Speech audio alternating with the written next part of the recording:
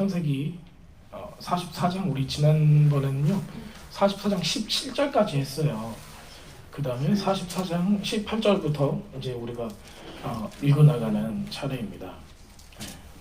근데 오늘은 우리가 이제 그 앞부분만 볼 거고요. 오늘의 그 주제는 더욱 가까이라는 주제입니다. 우선 제가 주제 가지고 뭐 한 적은 여태까지 없지만 그래도 가까이.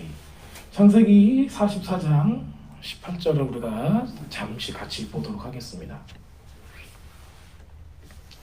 자, 같이 읽어볼까요? 자, 유다가 그에게 가까이 가서 가로되 내 주여 청컨대 종으로 내 주의 귀에 한 말씀을 구하게 하소서. 주의 종에게 노하지 마옵소서. 주는 바로와 같으시니이다. 아멘. 자, 우리가 이제 여태까지 어떤 것을 우리가 다뤘는가 다시 한번 리마인드를 한번 해볼게요. 우선 요셉이란 사람이 있어요. 요셉이란 사람이 꿈을 꿨죠. 그리고 그 꿈을 형들한테 얘기를 해요. 그 다음에 아버지가 요셉을 얼마나 사랑했죠? 많이 사랑했기 때문에 옷을 입혔어요. 근데 우리들이 알고 있는 그 옷은 어떻게 표현이 되어 있어요? 채색 옷. 히브리어로는 게토네스 파심이라는 옷입니다. 이 옷은 누구한테 입히는 옷이에요? 제사장과 왕한테 입히는 옷이에요. 그래서 각 집안의 장자권을 가진 사람한테 모든 장자가 어떤 역할을 가져요? 제사장의 그 권리를 갖기 때문에 그 옷을 입혀준 거예요. 그 채색 옷이라는 그 의미는 색깔이일 수도 있어요. 하지만 색깔이 아닐 수도 있어요. 왜냐하면 그 이제 문자적으로 볼 때 색깔일 수도 있고 아닐 수도 있어요. 색깔이라고 우리가 표현이 된다라면은 어떤 느낌을 갖고 있냐면은 찬란한 하나님의 영광으로 옷 입었다라는 의미를 우리가 가질 수가 있습니다. 자, 그러면은 형들이 얼마나 많아요? 요셉은 몇 번째 아들이에요? 요셉 말고 그 위에 형들이 10명 있었단 말이에요. 그 10명 형들이 화가 날까요, 안 날까요? 여러분들이라면 우리가 세상을 살아가면서 진짜 내 위로 10명이 있는데 10명이 나를 안 미워할 거라고 생각이 되세요? 아빠가 나만 그렇게 편한 일을 하는데 우리는 정말 그게 말도 안 된다고 생각을 할 수가 있습니다. 근데 그러는 상황 가운데 요셉은 어떻게 됐어요? 그 아버지의 얘기를 아버지의 명령을 딱 듣고 가서 도단으로 가죠. 맨 처음에는 세켐으로 갔다가 도단으로 가서 그 다음에 어디에 빠져요? 웅덩이. 그러니까는 거기가 원래는 우물이었어요. 그런데 물이 말라 있어서 속에 물이 없었던 거예요. 거기로 퐁당 빠집니다. 그리고 형들은 이 친구를 어떻게 하려고 그랬어요? 처음부터 죽이려고 그랬어요. 말 그대로 죽이려고 했어요. 그런데 야, 돈 받고 먹자 해가지고 살려주게 되는 겁니다. 그리고 나서 옷을 찢고 거기다가 염소의 피를 묻혀서 아버지한테 갖다 주고 아버지는 그걸로 인해서 굉장히 큰 충격을 받게 됩니다. 그 다음에 이 모든 주동자가 누구였어요? 유다였어요. 유다. 그러니까 그 바로 뒷장에 나오는 게 유다와 다음할 이야기가 거기서 나타납니다. 게다가 뒤에 있는 모든 형들이 그거하고 다 같이 짰기 때문에 형들도 그 죄에 다 같이 있다는 걸 우리가 알 수가 있었어요. 자, 이건 평면적인 거고 그 인사이드에는 어떤 게 있어요?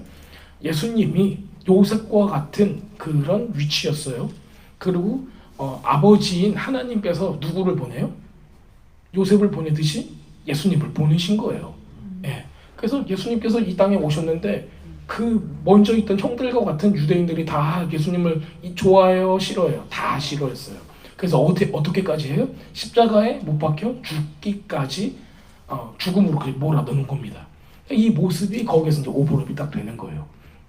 자, 그런데 다시 우리가 어디로 가냐면은 요셉한테로 가는 거죠. 요셉은 또 그렇게 해서 종으로 노예로 우리가 이제 종으로 팔렸다면은 그래도 조금 그 뉘앙스가 나쁘진 않아요, 그렇죠? 그래, 우리도 지금 여러분들도 직장에서 일하는 거 좀 종처럼 일하지 않으세요? 아니면 사장님처럼 일하세요? 우리는 세상 가운데 살면서 세상이 종처럼 살아요. 근데 이거를 종이라고 안 하고 노예라고 하면 기분이 조금 나쁘죠. 그런데 실제로는 노예로 팔린 거예요. 자, 노예로 팔렸어요. 요셉이라는 사람이. 누구 집에 팔렸어요? 맨 처음에? 보디발이라는 사람. 경호대장으로 나오지만은 온의 제사장, 태양신의 온의 제사장으로 나와요. 그리고 거기서 하나님께서 또 역사를 하셔서 그 모든 살림을 그 사람이 손을 댔을 때 하나님께서 형통함을 선물로 줍니다. 그래서 하나님께서 계속 역사하시는 걸 보여주는 거예요. 그러니까 우리들 믿는 사람들이 흔히 이제 생각을 할 때 하나님께서 나와 함께 하시면 형통하는 거야라고 이제 그렇게 착각할 수가 있어요. 근데 이건 일부러 그러신 거예요. 만약에 여러분들이 하나님께서 주신 부르심을 가지고 있어요. 그 부르심을 가지고 있는데 노예가 됐어. 형들이 날 팔고 나는 진짜 아무 한 줌의 빛도 소망도 없는 상태인 거예요. 그 상황에서 그런 형통함이 없잖아요. 그러면은 이 사람이 몰라. 하나님께서 진짜 살아 계시는지 아니면은 나와 함께 하시는지 그걸 뭔가를 알아야 되는 거예요. 근데 여러분들도 저 환난과 그 고난과 어려움 가운데 딱 한 줄기의 빛만 있으면 되는 거예요. 근데 그것을 지금 잡는 거가 요셉한테는 그 형통함으로 다가갑니다. 그 다음에 요셉은 그 보디발의 아내 사건으로 인해서 그 다음에 지하 던전으로 갇히게 되고 거기서 우리 술관원장과 떡관원장에 의해서 꿈을 해몽해주고 술관원장하고 떡관원장은 그 나라의 서열 2위하고 3위라고 말씀드렸어요. 그렇죠? 네. 그래서 정치범 수용소였어요. 거기가. 그래서 정치범들이 왔을 때 그때 또 얘기를 하지만은 그때 당시에는 이게 발탁이 되지 않고 계속 지하 감옥에 갇혀 있는 그런 신사가 됩니다. 그다음에 이제 지난주에 한 거예요. 지난주에는 파라오가 꿈을 꾸게 되고 모든 지혜자들과 무당과 점성술자사들과 이런 모든 사람들이 바로의 꿈을 해석할 수가 없는 게 아니라 해석하기 싫은 거예요. 그래서 그 희생양으로 누구를 갖다 대요? 히브리 청년인 저 아무것도 아닌 노예를 갖다가 죽여도 되니까 저 사람을 데리고 옵니다. 그래서 저 사람한테 얘기를 하게 하는데 그런데 하나님께서는 그 요셉을 사용을 하셔가지고 바로로 만들어요. 딱 느낌이 뭐냐면요, 여러분들 노예 청년이 바로가 돼버리는 거예요.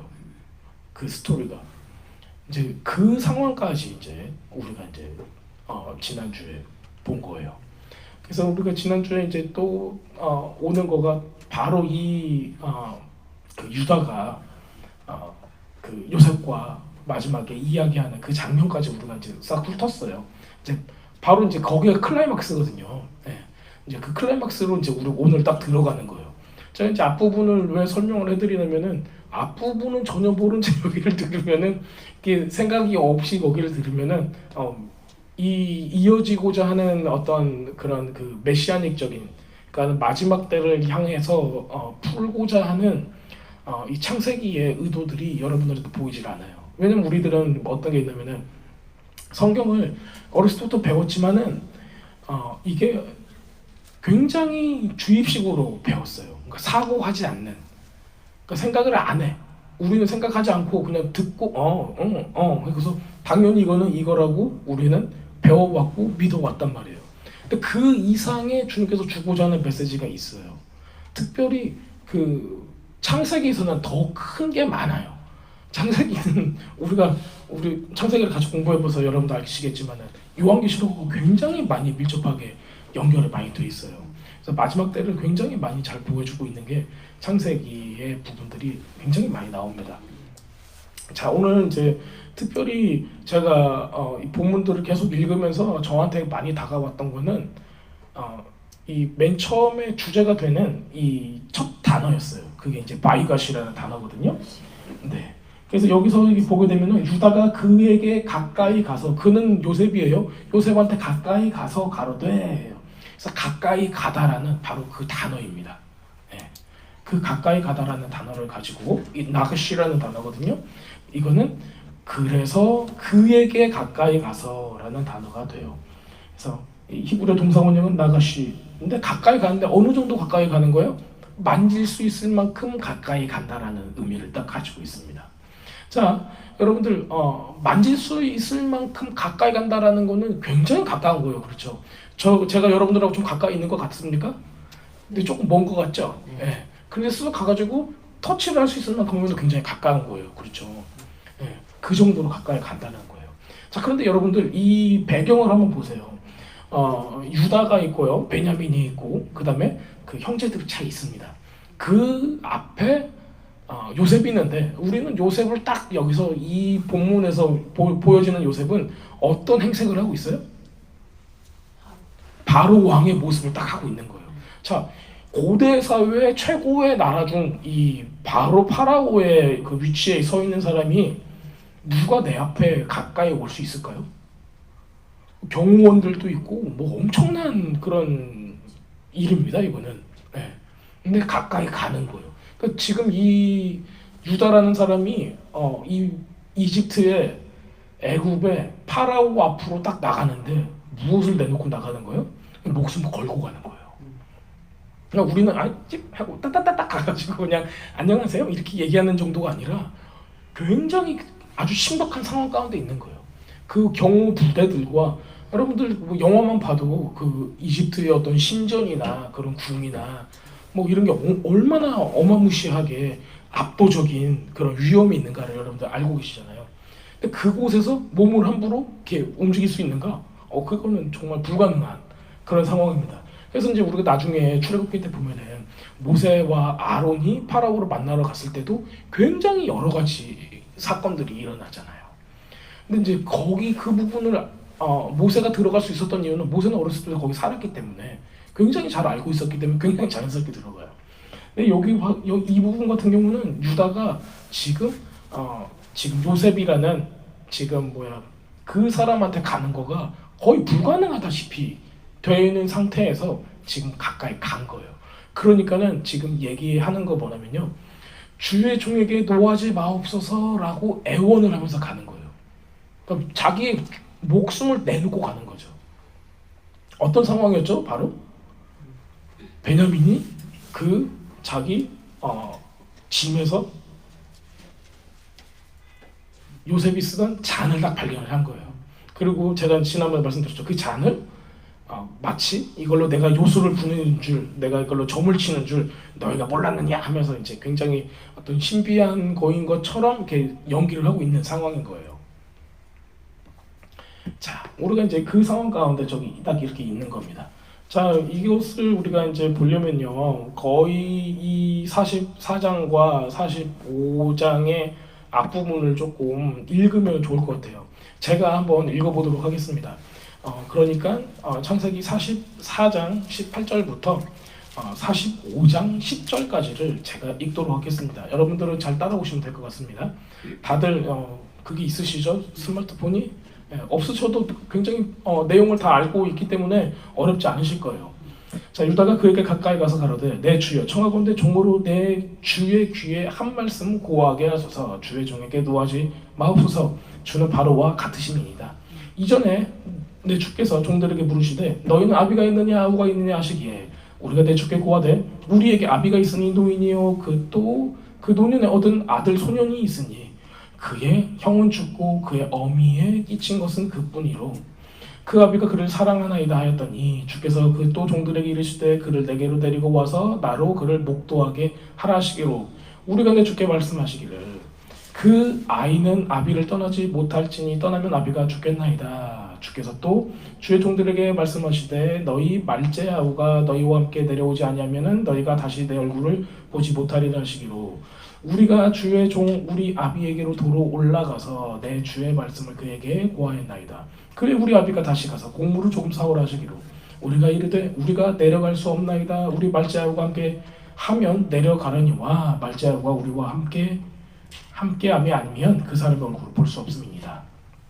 주의 종이 우리 아비가 우리에게 이르되 너희도 알거니와 내 아내가 내게 두 아들을 낳았으나 하나는 내게서 나간 고로 내가 말하기를 정령 찢겨 죽었다 하고 내가 지금까지 그를 보지 못하거늘. 지금 이 누가 하는 얘기예요?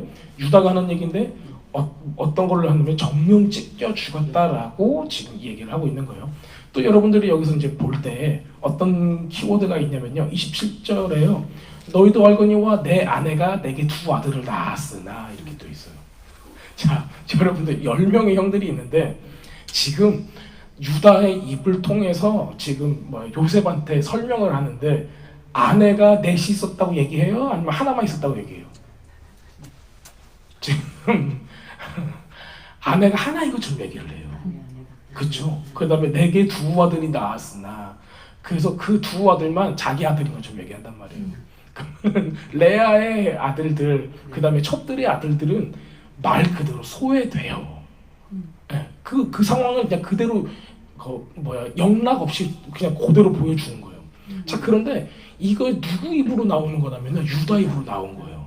자, 첫 번째 여러분들 알고 계셔야 되는 게 뭐냐면은 유다가 이 말을 자기 입으로 하는 게 좋았을까요? 나빴을까요? 그런데 이걸 넘었단 말이에요, 유다가. 이거를 못 넘었을 때는 요셉을 죽이고 싶은 만큼 미웠어요. 그렇기 때문에 형들하고 같이 요셉을 죽이려고 했던 거예요. 자, 그런데 그 상황을 넘었어요. 그 상황이 뭐였어요? 유달과 다말 이야기 있죠. 네. 다말 이야기 때문에 그때 하나님의 부르심과 의로움이 무엇인가? 하나님께서 하나님의 나라, 하나님의 약속을 지키는 그 언약을 지키는 거에 대해서 그제서야 눈이 뜨여진 거예요. 그 다음에 유다는 회개를 하게 됩니다. 근데 오랜 시간이 걸리겠죠. 그 시간을 다 거치고 와서 이제는 누구한테 얘기를 하냐면은 요셉인 줄 모르잖아요. 파라오 왕인 줄 알고 있잖아요. 그 국무총리니까. 그러니까 그 파라오와 같은 그분 앞에서 두려움 가운데서 얘기를 하는데 우리 집 사정을 모르잖아요. 파라오는 내 집 사정을 어떻게 알겠어. 그런데 이거를 시시콜콜 얘기를 하는데 이거를 있는 그대로 얘기를 하는 거예요. 나는 만약에 여러분 같았으면은 내가 아버지한테 사랑을 못 받는 아들이잖아요. 근데 파라오 앞에서, 트럼프 대통령 앞에서 여러분들이 집안사를 얘기를 해야 되는데 나는 사랑받지 못했던 아들이에요라고 얘기하고 싶겠어요? 별로 그러고 싶지 않을걸요? 근데 이거를 얘기를 하는 거예요. 근데 왜 얘기를 할 수가 있냐면요, 이거를 뛰어넘었기 때문에 얘기를 하는 거예요. 이 문제가 자기 안에서 해결이 됐기 때문에. 우리가 살아가면서 어려운 일이 있어요, 없어요? 억울한 일이 있어요, 없어요? 저도 아직도 억울한 일이 많아요. 억울한 일이 잠깐 많고 내가 잘못한 것도 아니고 왜 나한테 이런 일이 일어나는 거 모르겠고 왜 나는 남들로부터 그런 사랑이나 이런 것들을 관심을 받지 못했는가, 이런 생각을 할 수가 있단 말이에요. 자, 그런데 지금 유다는 이걸 다 뛰어넘었어요. 자기 입으로 얘기를 하는 거예요. 우리 아버지는 누구를 사랑했어요? 내 엄마가 아니라 라헬만을 사랑했던 거를, 이거를 인정을 하는 거예요. 그게 자기한테 봐도 되는 게 아니야. 더 이상은. 왜냐면 하나님께서, 하나님이 자기하고 1대1로 나한테 주고자 하는 하나님의 언약은 따로 있는 거야. 그 아버지가 어떤 여자를 사랑했는가는 자기하고는 자기의 삶에 영향을 끼칠 수가 없는 거예요. 우리도 마찬가지예요. 우리 살아가면서 아버지한테 상처가 많았다, 어머니한테 상처가 많았다, 형제와 뭐 여러 가지 많이 있잖아요. 여러분들 살아가면서 겪어야 되는 우리의 삶에, 특히 옛날 분일수록 더 그게 많죠. 남아 선호사상이나 뭐 이런 여러 가지가 있으니까. 그런데 그것으로 인해서, 그 상처로 인해서 여러분들이 하나님께로 가까이 가는 것을 막겠는가? 하나님의 축복이 여러분들의 삶 가운데로 들어오는 것을 여러분들이 거부하겠는가? 지금 그 차이가 딱 들어가 있는 거예요. 유다는 그거를 넘어서 버린 거예요. 그래서 여기서 이제 이 고백하는 장면이 저에게는 아주 굉장한 어떤 영적인 도약이 있는 것으로 보이는 겁니다. 자, 너희가 이도 내게서 취하려 가려 한즉 만일 재해가 그 몸에 미치면 나의 흰머리로 슬피 음부로 내려가리라. 음부는 쉐올이라고 해서 하나님과 단절된 상태를 이야기를 하고 있는 겁니다. 30절, 아비의 생명과 아이의 생명이 서로 결탁되어 있는, 이게 소울타이라고 해요, 우리가 흔히 얘기하는. 자, 이제 내가 주의 종 우리 아비에게 돌아갈 때 아이가 우리와 함께 하지 아니하면 아비가 아이의 없음을 보고 죽으리니 이와 같이 되면 종들이 주의 종 우리 아비의 흰머리로 슬피 음부로 내려가게 함이니이다. 주의 종이 내 아비에게 아이를 담보하기를 내가 이를 아버지께로 데리고 오지 아니하면 영영이 아버지께 죄를 지으리라 하였사오니 청컨대 주의 종으로 아이를 대신하여 있어서 주의 종이 되게 하고, 자, 아이는 형제와 함께 돌에 올려 보내소서. 자, 이제 요것도 이제 요셉이 함정에 빠뜨린 이유가 뭐였어요? 그냥 베냐민을 죽게 내버려 두고 자기네들이 갈 것인가, 어떤 상황을 지금 솔루션으로 제시를 할 것인가, 이걸 이제 보고자 하는 거였어요. 근데 지금 유다는 뭐래요? 자기를 노예로 삼아주시고 그 아이를, 아버지가 돌아가실 수 있으니까는 아이를 보내주려고 이제 얘기를 하는 거예요. 근데 이제 이전에는 어땠어요? 요셉을 죽이는 게 너무 좋아했던 사람인데 지금은 반대의 모습을 이제 보이고 있는 거예요. 누굴 먼저 생각하는 거예요? 지금 아버지의 그 안위를 먼저 생각을 하는 겁니다. 이제 이 모습까지 이제 딱 나오게 되는 거예요. 자, 내가 어찌하여 아이와 함께 하지 아니하고 내 아베게로 올라갈 수 있으리까? 두렵건대 저희가 내 아베에게 미침을 보리이다. 요셉이 시종하는 자 앞에서 그의 정을 억제하지 못하며 소리질러 모든 사람을 자기에게서 물러가라 하고 그 형제에게 자기를 알리니 때에 그와 함께한 자가 없었더라. 요셉이 방성되고 가니 애굽 사람에게 들림에 바로의 궁중에 들리더라. 그러니까 요셉이 시종하는 자들 앞에서 이렇게 여기까지 딱 그 확인이 된 거잖아요. 야, 우리 형들이, 특히 유다가 나를 팔았던 바로 그 유다라는 사람이 회개했어. 돌이켜졌어. 전에는 내가 미워서 나를 죽이려고 했는데 베냐민이 있었으면 베냐민도 같이 죽였었겠죠, 그때도. 그런데 지금은 완전히 다른 이 솔루션을 가지고 온 거예요. 이제 그 모습을 보고 와, 이제는 자기가 가졌던 것을 보여주고자 하는 거예요. 자, 근데 여러분들 요거 한번 생각을 해보겠습니다. 여러분들이 요셉이에요. 그렇게 미움을 많이 받았어요. 죽을 뻔도 했어요. 지하 감방에서도 많이 이렇게 있었어요. 자, 이게 몇 년을 지금 아버지한테 떠나가지고 사는 줄 아세요? 22년 살았어요. 22년. 자, 22년이 어떤 해인 줄 아세요? 야곱이 이삭의 낫을, 그 에서의 낫을 피해서 엄마하고 아빠를 떠나서 나간 횟수가 22년이에요. 그러니까 집에 돌아오기까지 딱 그 22년을 지금 야곱은 22년을 방황을 하고 집으로 돌아온 거잖아요. 그 자기가 거짓말한 걸로, 그렇죠? 자기가 거짓말한 것 때문에 22년을 하고 왔어요. 그 대가로 지금 어떤 일이 일어났어요? 요셉이 22년 동안 팔려가지고 갔다가 이제서야 잃어버린 아들을 만나게 되기까지 22년이 딱 걸려요. 그런 걸 보면 공짜는 있다 없다? 공짜는 없다. 그럼에도 불구하고 하나님은 신실하시다. 우리가 이걸 볼 수가 있습니다. 요셉은 여러분들이 요셉이었으면은 이거 용서가 쉬웠을까요? 내 눈앞에 나를 죽이려고 했던 형들이 다 있어. 근데 나를 못 알아봐. 게다가 나는 지금 어떤 위치에 있어요? 왕이야. 그 최고의 권력자야. 게다가 밥은 나한테밖에 없어. 식량이라는 거는 나한테밖에 없어. 그러니까 온 세계를 지금 통치할 수 있는 최고의 자리에 나는 가 있는데 형들이 왔어요. 그럼 여러분들 복수하고 싶겠어요? 안 하고 싶겠어요? 저는 하고 싶을 것 같아요. 그냥 흔히 얘기 똥찜이라도 놔줘야 될 것 같아요. 뭔가 좀 뭐 잔인하게까지는 아니어도 그래도 나 진짜 기분 나빴다라고, 그때 어떻게 그럴 수가 있냐고 좀 따지고 들 수도 있잖아요. 그런데 요셉도 처음부터 이거를 그냥 아예 처음부터 이렇게 내가 용서해야지 하고 했던 게 아니에요. 보면은 처음에 그 형들이 딱 왔을 때 하나님께서 뭐가 생각나게 했어요? 형들을 딱 보니까 그 꿈이 생각나더라 그러잖아요. 그러니까 하나님께서 그걸 생각나게 하신 거예요.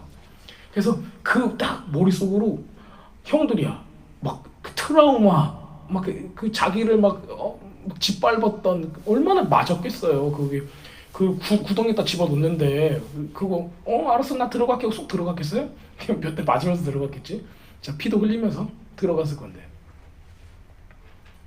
근데 거기서 그 하나님의 음성을 듣는 거예요. 이 사람이 그 꿈이 기억나게 하시고 이거 하나님의 뜻 가운데 뭔가가 있구나. 그러면서 이 모든 행동들을 하나하나 하면서 하나님께서 이 사람의 마음을 녹이기 시작을 하는 거예요. 요셉이 굉장히 계획적으로 우리가 보이기도 해요. 근데 하나님께서 이거를 하게 하시는데 이거를 한 단계 한 단계 해 나가면서, 만약에 우리가 요셉이었다라면은 그 꿈이 생각났다 하고 바로 형들 하면서 막 얘기를 좀 하고 좀 얘기를 좀 마음 터놓고 하면서 좀 할 수 있겠지. 이렇게 뭐 짐에다가 곡식 넣었다가 돈 넣었다가 뺐다가 갔다가 왔다가 이런 작업은 우리 머리로서는 잘 하고 싶지 않을 거예요. 근데 이 일들을 하나님께서 만드심으로 말미암아 요셉의 그 억울했던 것들, 이 모든 것들이 이제는 하나하나 하나님 안에서 해결이 되기 시작을 하는 거예요. 근데 그게 딱 해결이 딱 됐을 때 이제 이 장면이 딱 나오는 겁니다. 요셉도 이제 울기 시작을 하는 거예요. 근데 요셉의 감정은 뭐였을까요?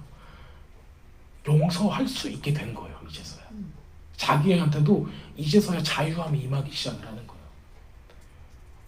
자기도 이제서야 하나님의 뜻이 더 클리어하게 나타나기 시작을 하는 거예요. 여러분도 그런 삶의 어떤 어려움 가운데 있었을 때 하나님의 뜻이 내 고난이 왜 있었는가, 이거를 우리가 알게 된다라면은 우리는 거기서 눈물을 흘릴 수가 있을 것 같아요. 자, 그래서 그 정을 억제하지 못하고 소리질러 모든 사람을 자기에서 물러가라 하고 이제 이집트 사람들 가라고 한 겁니다. 그래서 아무도 없을 때 요셉이 방송되고 가는 거예요. 사람들이 어땠을까? 그 형들이 거기서 갑자기 파라오가 막 우는 거예요. 그리고 자기 시종들한테 경호원들이랑 막 있을 거 아니에요. 너네들 다 저리 가! 하고 으아! 하고 우는 거예요. 근데 이 히브리 사람들은 그 목축업자기 때문에 그 애국 사람들이 굉장히 경멸했던 그런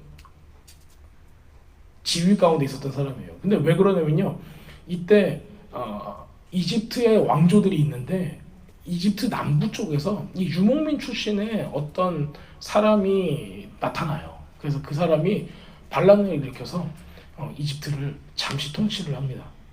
그래서 이집트 사람들이 제일 싫어하는 계층이 이제 목축업하는 사람들이었어요. 딱 근데 그때가 지금 롯데인 거예요. 자, 이제 이 상황 가운데 히브리 사람들이 아주 놀란 거죠. 파라오가 내 앞에서 막 울고 지금 난리가 났어요. 자, 요셉이 그 형들에게 이르되 나는 요셉이다. 아니 요샤프, 이렇게 얘기를 하는 거예요. 나는 요셉이다. 내 아버지께서 아직 살아계십니까? 물어보는 거죠. 형들이 그 앞에서 놀라서 능히 대답하지 못하는지라. 뭘로 물어봤겠어요? 이게 애국말로 물어봤겠어요?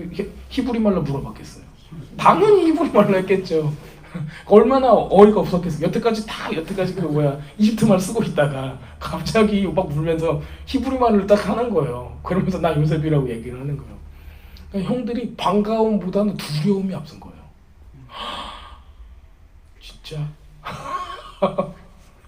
우리 큰일 났네. 다 죽었네. 이제 그 느낌이 더 확 드는 거죠. 근데 제가 이제 지난번에도 말씀드렸죠. 나는 요셉이다. 그러니까 이게 예수님께서 마지막 때 보면은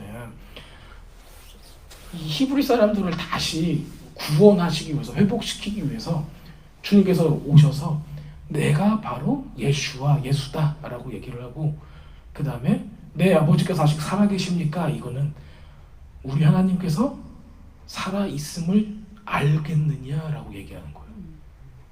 그래서 여러분들이 마지막 때 지금 이 부분은 그냥 구원의 어떤 그 이스라엘 사람들을 살려내는 그 형들을 살려내는 어떤 이런 장면이 아니라 마지막 때 결국에는 예수님께서 유대인들 가운데 오셔서 자기가 누구인지를 스스로 보이는 거예요. 생각을 해보세요. 지금 이스라엘에 있는 유대인들은 예수님을 유대인으로 생각할까요? 아니면 이방인으로 생각을 할까요? 거의 그냥 저 사람은 유대인도 아니라고 생각할 정도예요. 너무 다르게 생각을 하는 거죠. 그분이 너와 같은 유대인이야? 뭐? 진짜? 말도 안 돼.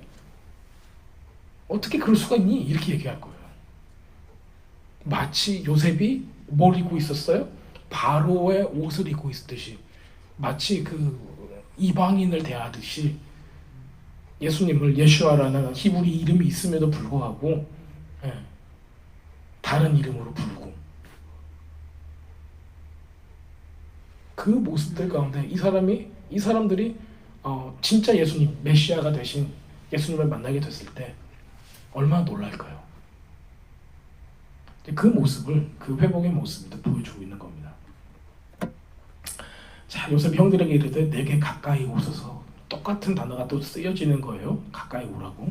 그들이 가까이 가니 가로되 나는 당신들의 아우 요셉이니 당신들이 애굽의 판자라.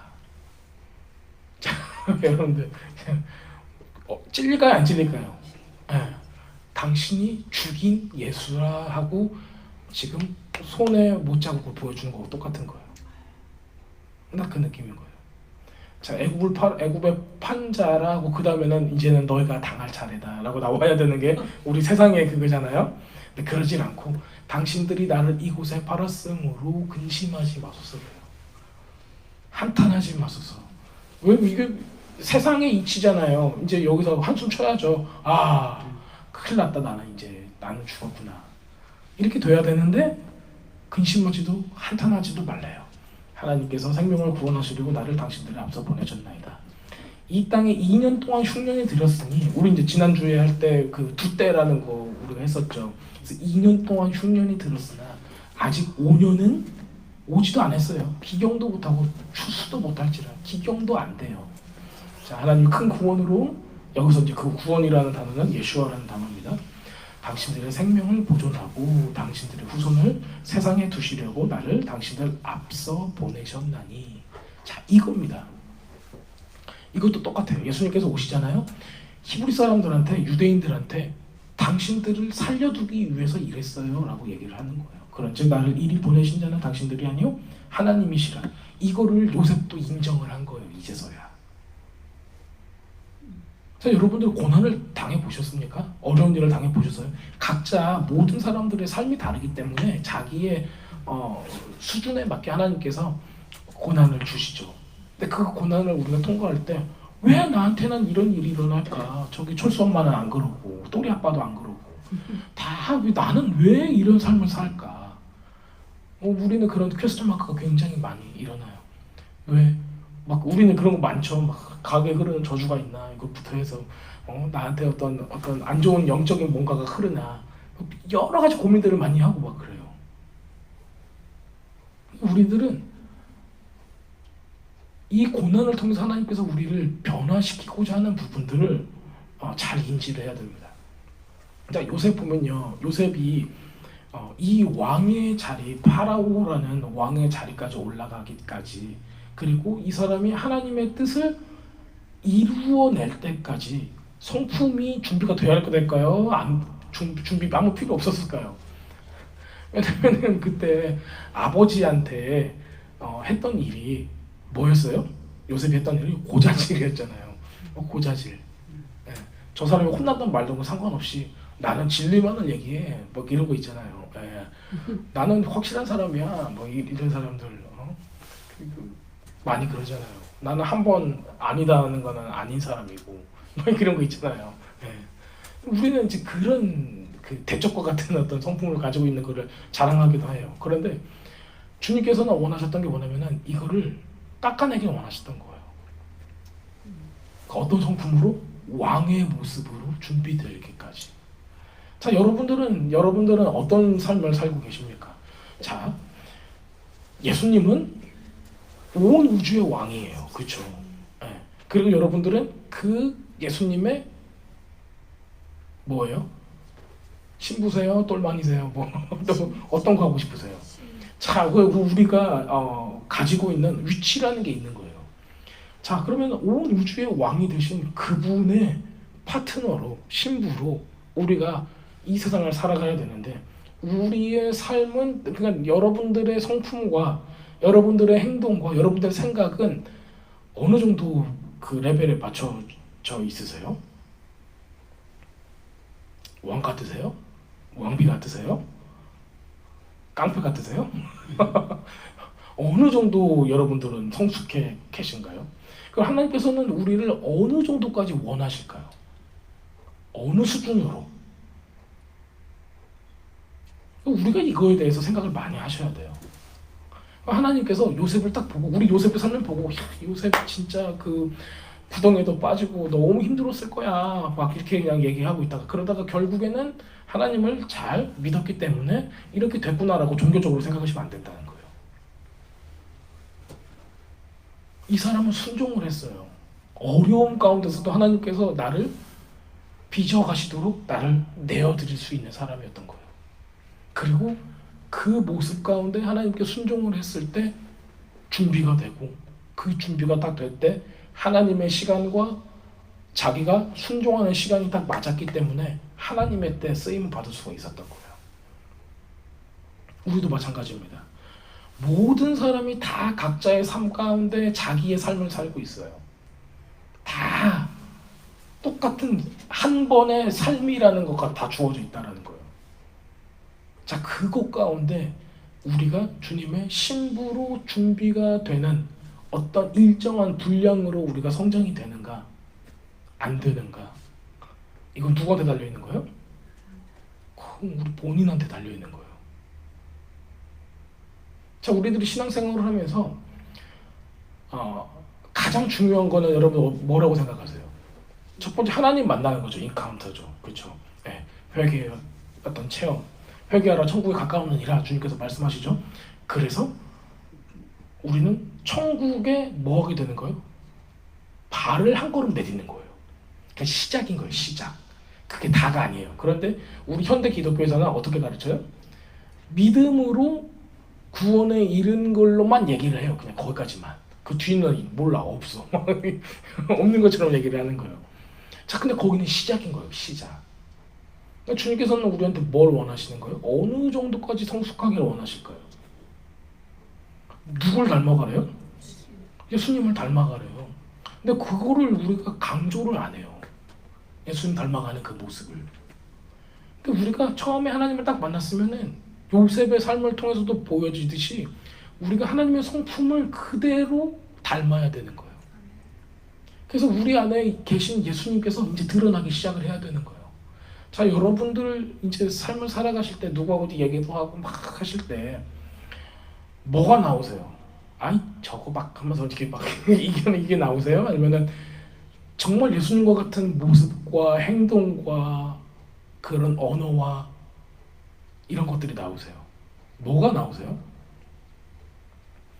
이거를 이제 우리들이 스스로를 봐야 돼요. 자, 여러분들 그 예수님께서 스스로를 어떻게 말씀하시죠? 나는 뭐요 이러죠. 네. 뭐라고 말씀하세요? 나는 길이요 진리요 생명이니 나로 말미암지 않고는 아버지께로 갈 자가 없대요. 네. 근데 이거가요, 여러분들 아시는, 제가 한 설명을 들으신 분들은 기억이 나겠지만은 예수님 당시에 그 수르바벨 성전이 있어요. 네, 성전이 있는데 성전 앞들이 있고 그 다음에 성소가 있고 지성소로 들어가는데 문이 이렇게 딱딱 있잖아요. 여기 문에 이름이 있어요. 그게 길이요 진리요 생명이에요. 네, 그래서 이 세 가지 문이 있는 거예요. 그리고 나로 말미암지 않고는 아버지께로 갈 자가 없대요. 그러니까 요거를 통과 안 하면은 하나님께로 갈 수 있어요, 없어요? 없어요. 그러니까 그거를 들었던 유대인들은 뭐라고 생각했을까요? 지금 우리가 생각할 때는 그냥 밑도 끝도 없이 예수님께서 나는 길이요 진리요 생명이니 나로 말미암지 않고 딱 했을 거라고 생각한단 말이에요. 근데 이게 배경이 있다라는 거예요. 유대인들은 다 알아들었어요. 지금 예수님께서 무슨 얘기하는지. 오, 저분이 그분의 이름을 다 대셨어. 그리고 지성소까지 통과할 수 있는 게 누구래? 자기를 말미암지 않고는 통과를 못한대. 자, 예수님께서 죽으셨어요. 어디 문이 딱 찢어졌어요? 길이요 진리요 생명이니 생명의 문이 열린 거예요. 네. 그러면 이거는 어느 부분을 얘기하고 있어요? 영이야, 영. 지성소, 영. 자, 그래서 여러분들이 예수님을 믿고 회개가 임할 때 여러분들 회개가 어떻게 임했어요? 막 잘못된 게 막 생각나고 내가 500원 훔쳤는데 하고 그게 막 이렇게 회개가 되셨어요? 그걸 안 그러죠. 예. 그냥 막 울면서 내가 왜 이러지? 그러고 있다가 그 회개 영이 임하고, 그러니까 내 존재 자체가 하나님 앞에서 내가 죄인이었구나를 깨닫게 되는 거예요. 내가 무엇을 잘못됐는 건 크게 중요한 게 아니에요. 그냥 나는 숨 쉬고 있는 쇳덩어리인 거예요. 그냥 그 앞에서. 자, 우리가 이거를 깨달았을 때 뭐가 열리는 거예요? 그 휘장이 예수님의 보혈로 인해서, 그 죽음으로 인해서 쫙 찢어지는 거를 우리가 느끼는 겁니다. 그래서 우리한테 뭐가 살아요? 우리의 영이 살아난 거예요. 딱 영이. 네. 자, 그게 바로 길과 진리 생명의 문만 쫙 열린 거예요. 자, 그럼 반대로 가볼게요. 반대로. 하나님, 잠깐만요. 이게 지성소를 먼저 여시면 어떻게 해요? 앞에부터 여셔야지. 그래가지고 이렇게 가야지. 이렇게 생각하는 사람 있을까요? 없을까요? 있을 수도 있어요. 그러면 제가 이렇게 가정을 해서 앞에 문을 한번 열어보겠습니다. 길과 진리 생명에서 길을 먼저 열을게요. 길. 그러니까는 요거는 어디냐면요, 밖에서 성전 뜰로 들어오는 거예요. 이거는 뭘 의미하냐면요, 우리의 행동을 의미하고 있어요. 행동. 네. 밖에서 막 더러운 것도 있고 죄도 지었고 해서 이제 그 재물을 가지고 제사장 앞으로 싹 갖고 가는 거 있죠. 거기까지인 거예요.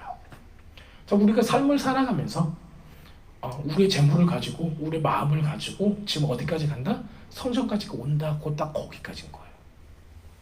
우리의 삶의 행동들을 나타내고자 하는 거가 바로 그 길이라는 겁니다. 자, 여러분들이 아무리 열심히 여러분들의 행동을 잘했어요, 구원에 이를 수 있을까요? 없을까요? 진짜 하나님 나라에 못 이룬다는 거예요. 예수님께서 죽으심으로 말미암아 그 문을 딱 열으시면은 이거는 조금 어려워요. 네.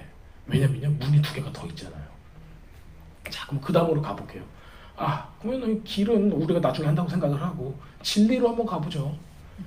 진리는 뭐냐면 혼이에요. 생각하는 거. 어디하고 연결돼 있어요? 성소하고 연결돼 있어요. 지성소 말고 성소. 거기까지만 해도 대단한 거죠. 왜요? 우리의 생각이 바뀌니까. 우리의 감정이 바뀌니까.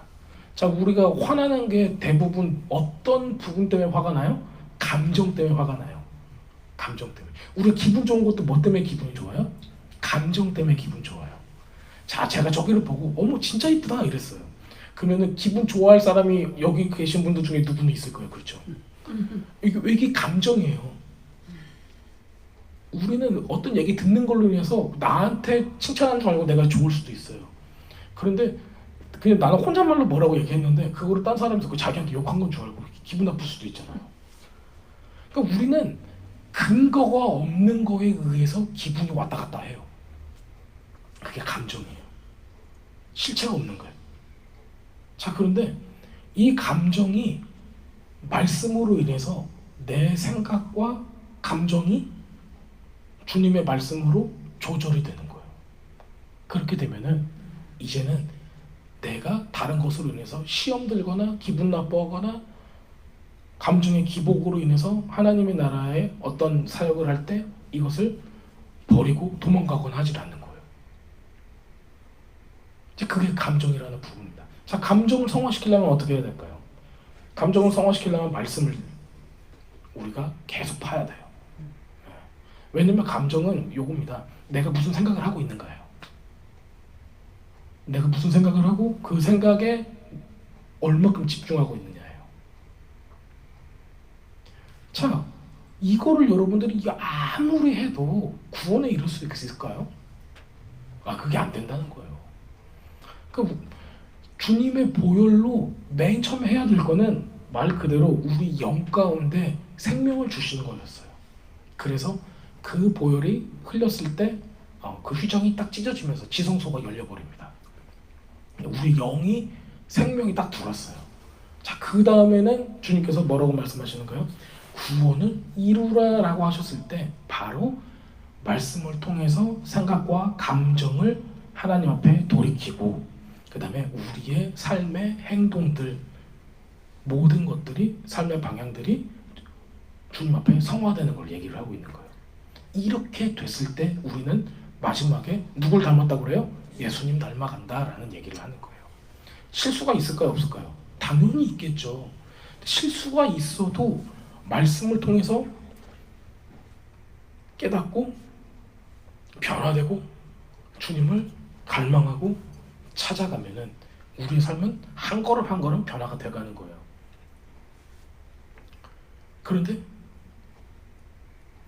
그냥 나 구원 받았으니까는 뒤에는 모르겠어, 그냥 깔아뭉갤 거야, 이렇게 살면 돼요, 안 돼요? 이거는 성경적이지 않은 거예요. 그래서 성경을 잘 읽으셔야지 여러분들이 내가 어느 위치에 있는가, 어떤 삶을 살아야 되는 거가 딱 나오는 겁니다. 자, 지금 이 요셉이라는 사람도 마찬가지예요. 요셉이라는 사람도 자기의 그 모든 감정과 상처와 이 모든 것들을 추스리는 단계인 거죠. 그 다음에 하나님께서 이 모든 걸 역사하셨구나, 자기가 이거를 어떻게 해요? 인정하고 주님 앞에서 내 복수를 내려놓았을 때 그제서야 눈물이 날 수가 있는 거예요. 그래서 여기 이 부분은 우리가 어디에 초점을 맞추냐에서 좀 다를 거지만은, 우선 유다가 굉장히 많은 부분 해결을 하고 올바른 어떤 결정을 내렸어, 박수 쳐야 돼, 이것도 참 좋은 건데, 그보다 요셉이라는 사람이, 우리가 그냥 생각할 때는 요셉은 뭐 이미 그냥 쫙 올라가 있어서 어떤 수준이 굉장히 높은 사람처럼 생각을 하지만은, 그 위치에서 복수를 안 했다는 것도 참 대단한 거예요.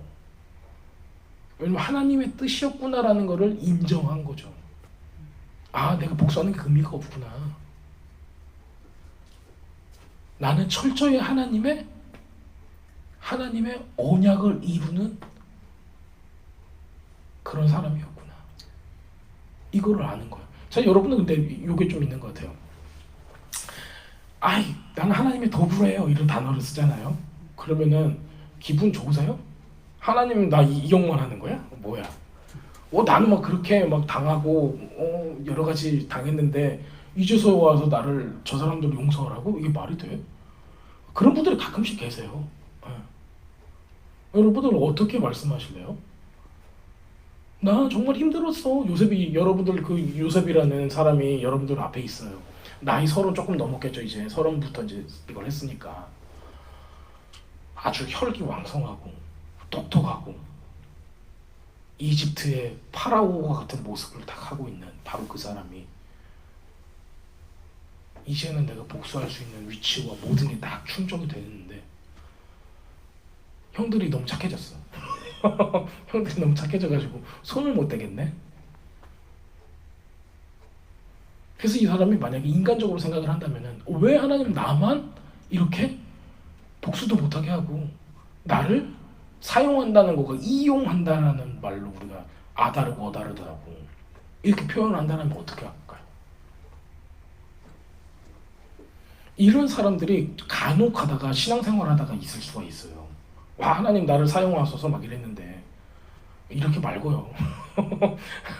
이렇게 사용하지 마세요. 왜 나만 당해야 돼요? 이런 사람들이 있을 수가 있다고요. 근데 어떤 게 빠지냐면요, 은혜에, 사랑에 대한 감격을 느끼는 사람은 그런 말을 못해요. 하나님께서 나를 얼마나 사랑하셨는가를 느껴본 사람은 하나님이 나를 이용했다라고 그런 단어를 쓸 수가 없어요. 조금이라도 왜 하나님 나만 이렇게 하세요? 라고 생각해 본 적이 있으면은, 우리한테 뭐가 필요하다? 주님의 사랑 안에 잠길 때가 필요한 거예요. 그거 벌써 까먹은 거야. 우리가 너무 육적으로 살고 내가 상처를 너무 많이 받아서 그걸 까먹은 거예요. 자, 그러면 우리가 어디로 돌아가야 돼요? 예배로 들어가야 되는 거예요. 그러니까 우리는 항상 삶을 살아갈 때 예배가 왜 필요하냐면은, 그 사랑 가운데 여러분들이 적신을 줘야 돼요. 안 그러면은 뭐가 나올까요? 내 육이 나오고 혼이 나오는 거예요. 막 사랑을 보여줘야 돼. 그런데 예배 때 사랑을 자기가 느껴볼 적이 없어.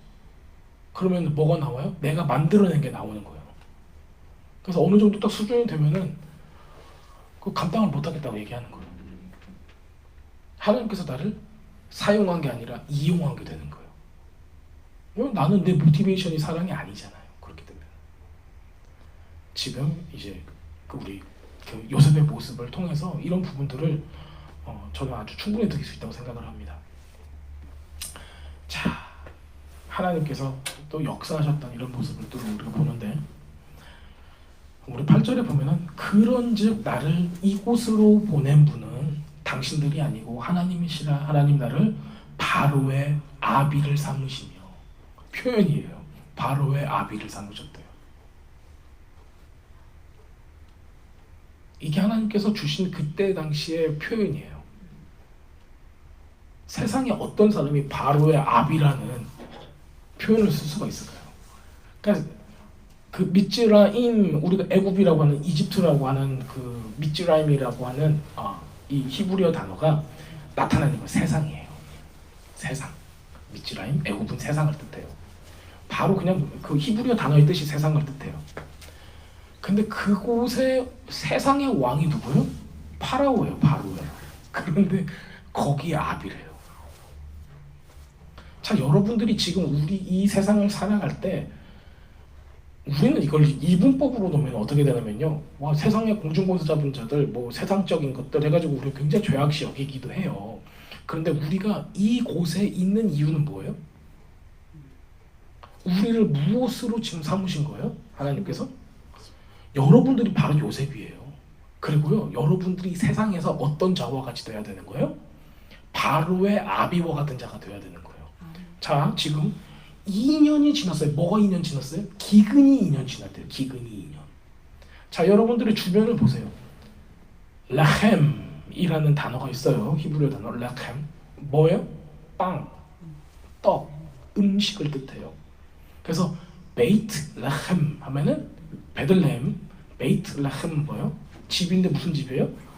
식량의 집이에요. 빵집, 떡집이라고 하는, 그게 예수님께서 태어나신 바로 그곳인 거예요. 지금 우리가 이제 바라보고 있는 이 미츠라임, 애굽이라는 곳에 7년의 풍년이 있었고 7년의 흉년이 있어요. 그렇죠? 자, 7년의 흉년, 풍년은 뭘 의미할까요? 7년의 풍년. 말 그대로 풍년이에요. 너무 많은 음식들과 곡식들이 풍성하게 나왔겠죠. 네. 자, 그러면 7년의 흉년은 여러분들 어떻게 다가오세요? 요거를 이렇게 생각하시면 굉장히 여러분들은 잘 올 거예요. 7년 대환란이라고 들어보셨어요? 7년 대환란. 그러니까 이때 당시는 7년 대환란이었을까요? 아니었을까요?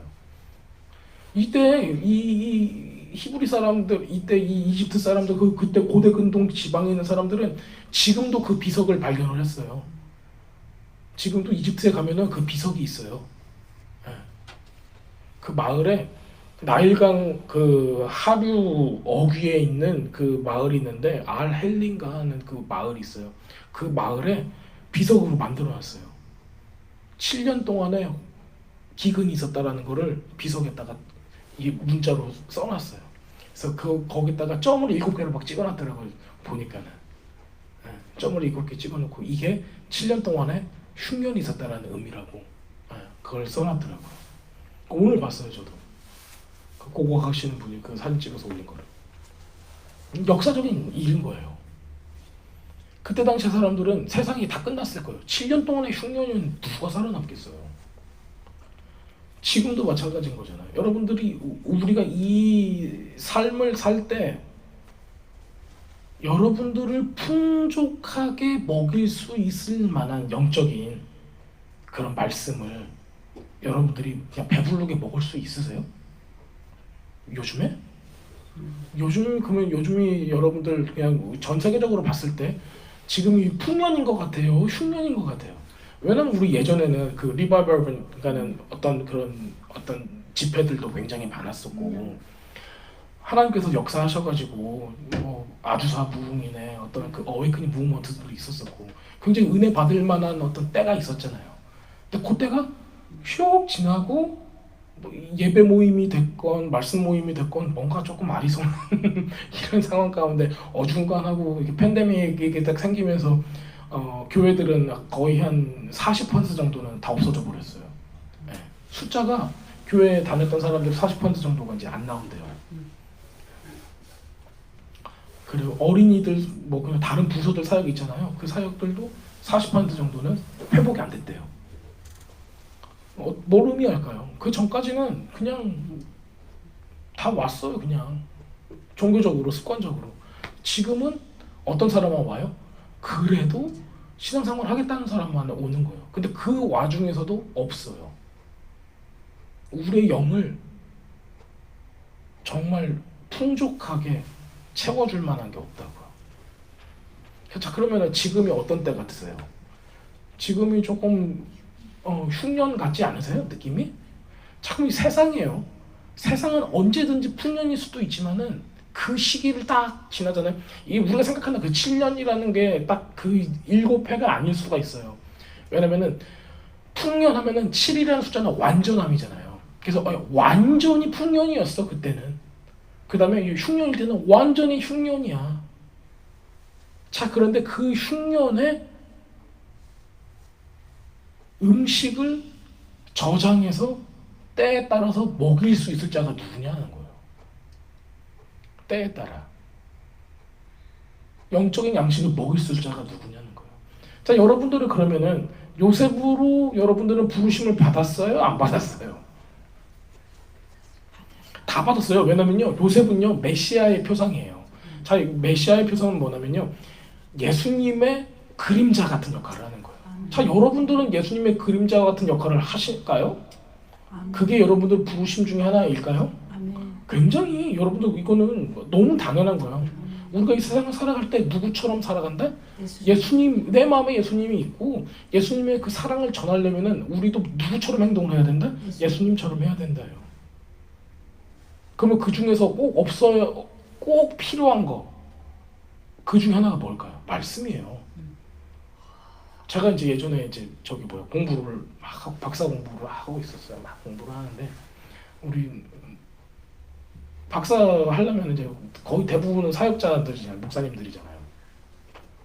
어떤 분이 그때 우리 히브리대에서 PhD 하셨던 우리 교수님이 이사야서를 아주 잘 가르쳐 주셨어요. 막 가르치고 있는데 그 우리 학생 중에 그 목사님 한 분이 왜 우리가 이렇게 어려운 걸 배워야 돼요? 막 그러시는 거예요. 손을 딱 들고 우리 이런 거 안 해도 돼요. 막 그러는 거예요. 실제로 그렇게 고고학적인 것까지 막 해서 하면은 실제로 사역할 때는 별 쓸 수 없을 수도 있겠다 싶어요. 예. 근데 이제 누가 잘못된 걸까요? 어떤 분은 막 눈이 막 반짝반짝반짝 해가지고 여태까지 못 들었던 걸 들으니까 얼마나 재밌어요. 그래서 뭐 아예 그냥 폭풍 흡입하는 사람이 있고, 어떤 사람은 저거 왜 우리가 왜 배워? 막 이러는 사람이 있어요. 근데 저 교수님이 그 얘기를 하더라고요. 말씀을 모르는데 예수님을 어떻게 전합니까?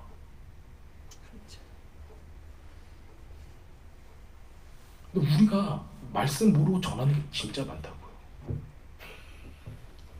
자, 여러분들 예수님이 어떻게 전하세요? 예수 천당 부신지하고 이렇게 전하세요? 아니면 어떻게 전하세요? 여러 가지 방법이 있잖아요. 근데 굉장히 아카데믹하게 전하세요? 안 그러죠. 그게 필요 없다고 생각하는 사람들이. 그런데 깊이 있는 말씀은 왜 필요할까요? 여러분들이 짧게 누구한테 사형리나 이런 거 전하라고 그게 필요한 게 아니에요. 여러분들이 영혼을 위해서 필요한 거예요. 여러분들이 깊게 주님을 알잖아요. 그냥 성경의 그 깊은 하나님의 뜻을, 하나님의 사랑을, 하나님의 마음을 알잖아요. 그러면은 내가 사역하는 게 문제가 아니에요. 그 깊은 생수를 내가 퍼 먹을 수 있잖아요. 그것보다 중요한 게 뭐가 있는데 그러죠. 근데 많은 분들이 이것까지 필요 없다고 생각을 해요. 안 그래요. 그게 굉장히 큰 미혹이죠. 하나님을 깊게 하는 것보다 더 소중한 게 뭐가 있어요? 하나님 아는 거 말고 더 소중한 거 없어요. 자, 그렇게 해서 조금 더 읽어보도록 하겠습니다. 바로의 아비를 사부로 잡고 삼으시고 그 온 집에 주를 삼으시며 애굽의 온 땅의 치비자를 삼으셨나이다. 꼭 예수님 같죠? 그렇죠? 자, 당신들이 속히 아버지께로 올라가 고하기를 아버지의 아들 요셉의 말에 하나님이 나를 애굽의 전국의 주로 세우셨으니 내게로 지체지 말고 내려오사 하나님의 아들들과 아버지의 아들들과 아버지의 손자들과 아버지의 양과 소와 모든 소유가 고센 땅에 있어서 나와 가깝게 하소서. 자, 고센 땅이 나와요. 고센 땅. 고센 땅 많이 들어보셨죠? 고센이 그 나가시 있죠? 가시 거기하고 이제 굉장히 연관이 돼 있어요. 자, 한번 보여드릴게요. 고센 하면 나가시에서 그 가시 있죠? 가시, 고센 이거 같은 데서 나와요. 그래서 고센이라는 뜻 자체가 가까이함이라는 뜻이에요. 고센이라는 게. 자, 사람들이 고센에 있을 때 어떤 일이 일어났어요?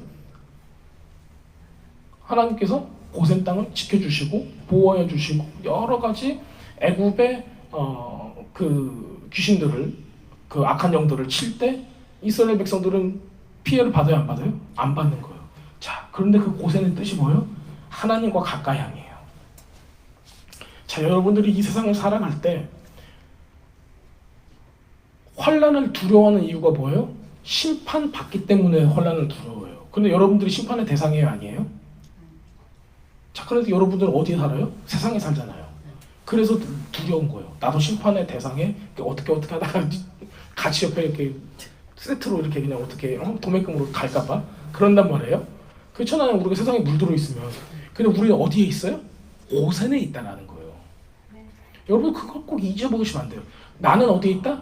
고센에 있다. 고센은 어떤 거예요? 하나님과 가까이 함이에요. 근데 여러분들이 세상에 살다가 하나님 가까이 하는 거를 조금 이렇게 허술하게 해요. 그러면 우리는 고센이 아니라 지금 어디가 있어요? 갑자기 또 파라오 궁전에 가 있어. 나일강에서 막 어프어프하고 있고 막 이렇게 되는 거예요. 그래서 우리는 항상 어디에 가까이 가 있어야 된다? 하나님 앞에 고센 땅에 가 있어야 된다. 그 얘기를 하는 거예요. 그럼 두려움이 있을까요? 없을까요? 자, 6월절에 그 10가지 재앙이 막 임했는데도 우리한테는 와요? 안 와요? 못 오는 거예요. 근데 많은 사역자들이 이거를 했어요. 환난은 무섭잖아. 무섭지. 그게 다 무서워해. 너무 무섭거든. 그 환난이 안 왔으면 좋겠거든. 그게 무슨 얘기야? 환난이 안 오면 예수님이 온다는 얘기예요? 만다는 얘기예요? 못 오는 거예요. 네. 자, 환난이 여러 가지 일들이 막 일어나잖아요. 그럼 여러분들은 예수님의 발자국 소리를 들으셔야 된다고요. 여러분들이 신부인데 여러분들 신랑의 발자국 소리가 다 들으면은 저기 막 발자국 소리가 탁탁 들리는 거예요. 그러면서 내 이름을 불러. 나 왔어 그러는 거예요. 여러분 기분 좋을까요? 안 좋을까요? 그런데 왜 무서워하죠? 나 왔어. 나 얘기하는 거야? 나 빼고? 이렇게 되는 상황이 여러분들 삶 가운데 연출이 될 수가 있어요. 왜? 가까이 하지 않는 사람은. 주님으로 만족해 본 적이 없고 그 예배 가운데 가까이 함으로 가본 적이 없는 사람은 이게 굉장히 황당한 거예요. 자, 여러분들 무엇이 여러분들을 만족시키나요?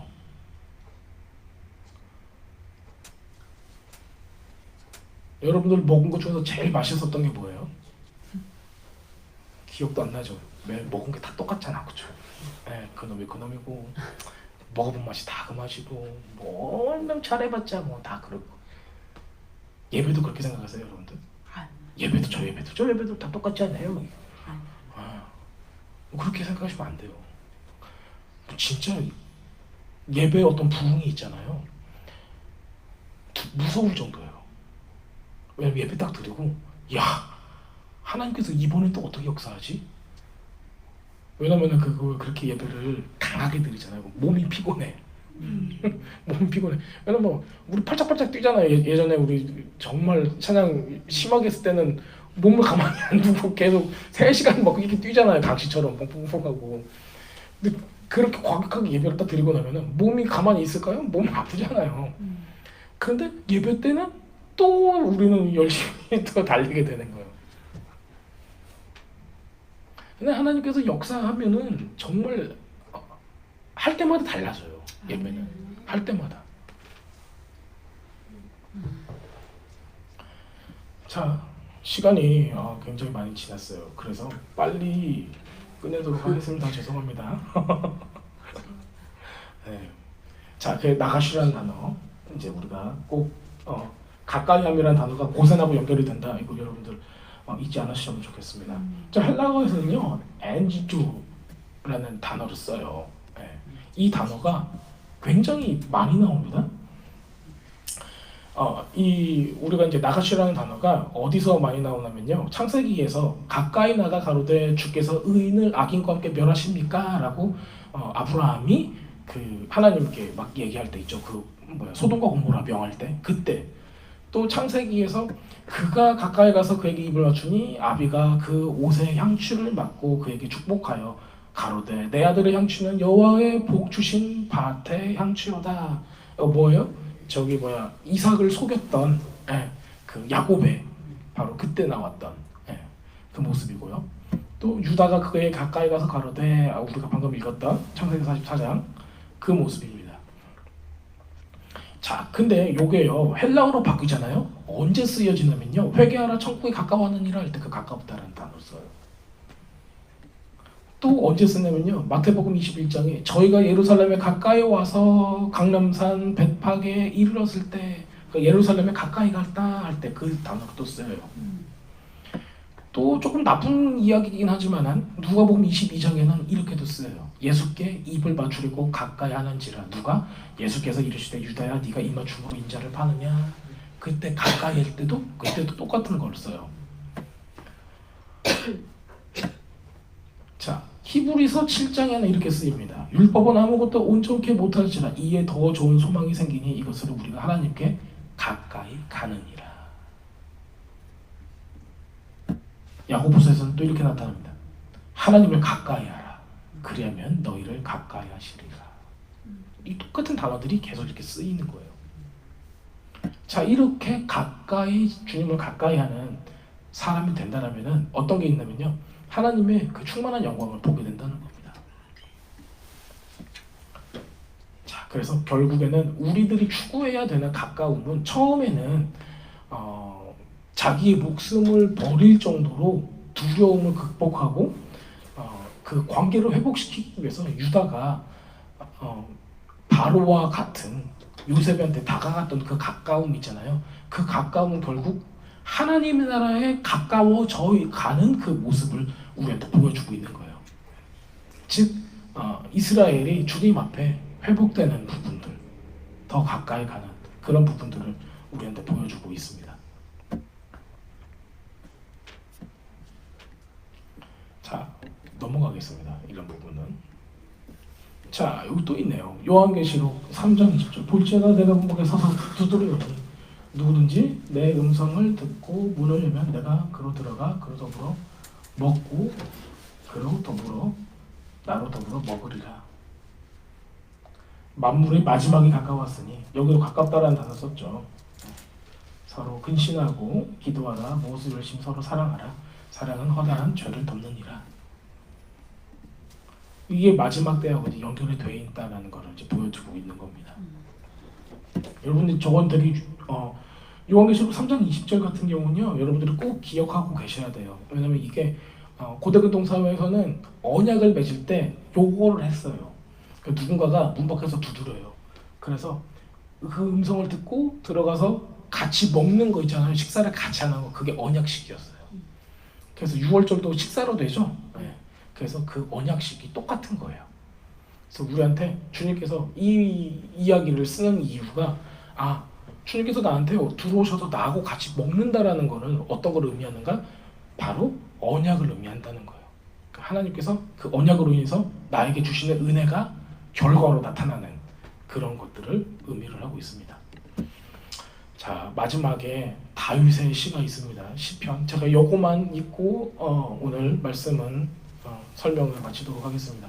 시편 16편을 한번 여러분들 같이 읽었으면 좋겠어요. 저는 새 번역으로 읽거든요. 여기서 이제 제가 써놓은 거는 주님은 언제나 나와 함께 계시는 분, 그가 나의 오른쪽에 계시니 나는 흔들리지 않습니다. 그 부분을 했거든요. 제가 이제 여기 처음부터 1절부터 11절까지예요. 짧죠? 11절밖에 안 돼요. 제가 읽어드릴게요. 한번 잘 들어보세요. 하나님, 나를 지켜주십시오. 내가 주님께로 피합니다. 나더러 주님에 대해 말하라면 하나님은 나의 주님, 주님을 떠나서는 내게 행복이 없다 하겠습니다. 땅에 사는 성도들에 관해 말하라면 성도들은 존귀한 사람들이요 나의 기쁨이다 하겠습니다. 다른 신들을 섬기는 자들은 더욱더 고통을 당할 것이다. 나는 그들처럼 피로 빚은 제사수를 그 신들에게 바치지 않겠으며 나의 입에 그 신들의 이름도 올리지 않겠다. 주님이야말로 내가 받은 유산의 몫입니다. 주님께서는 나에게 필요한 모든 복을 내려주십니다. 나의 미래는 주님이 책임지십니다. 줄로 재어서 나에게 주신 그 땅은 기름진 곳입니다. 참으로 나는 빛나는 유산을 물려받았습니다. 주님께서 날마다 좋은 생각을 주시며 밤마다 나의 마음에 교훈을 주시니 내가 주님을 찬양합니다. 주님은 언제나 나와 함께 계시는 분, 그가 나의 오른쪽에 계시니 나는 흔들리지 않는다. 주님 참 감사합니다. 이 마음은 기쁨으로 가득 차고 이 몸은 아무 해를 두려워하지 않는 까닭은 주님께서 나를 보호하셔서 죽음의 세력이 나의 생명을 삼키지 못하게 하실 것이며 주님의 거룩한 자를 죽음의 세계에 버리지 않으실 것이기 때문입니다. 주님께서 몸소 생명의 길을 나에게 보여주시니 주님을 모시고 사는 삶에 기쁨이 넘칩니다. 주님께서 내 오른쪽에 계시니 이 큰 즐거움이 영원토록 이어질 것입니다. 주님을 가까이 하는 삶이 여러분들 가운데 넘쳐나기를 축복합니다. 같이 기도하고